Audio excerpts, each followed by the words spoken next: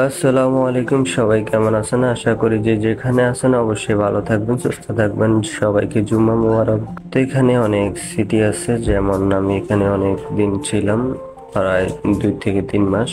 অবশ্যই আমি বাসা থেকে বাইরে এলাম, রেডি হয়ে মসজিদের দিকে যাব নামাজ পড়ার জন্য।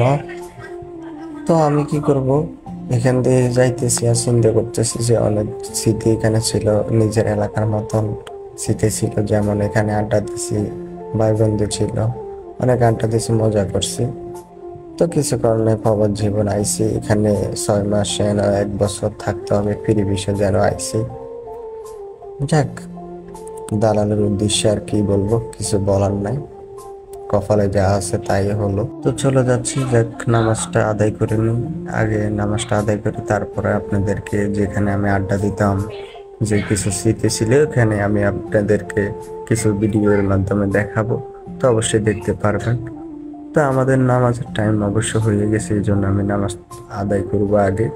তো ফাইনালি আমি নামাজটা শেষ করলাম, শেষ করে আমি চলে আসলাম এখানে, যেখানে আড্ডা দিতাম, কিছু স্মৃতি ছিল, এখানে আসলাম। অনেক মজা করছি, ভিডিও করছি, অনেক ইয়ে করছি, মজা করছি। তো এখানে খেজুর গাছ আছে, মাজরা আছে, পাহাড় আছে, অনেক কিছু আছে এখানে বিভিন্ন ধরনের।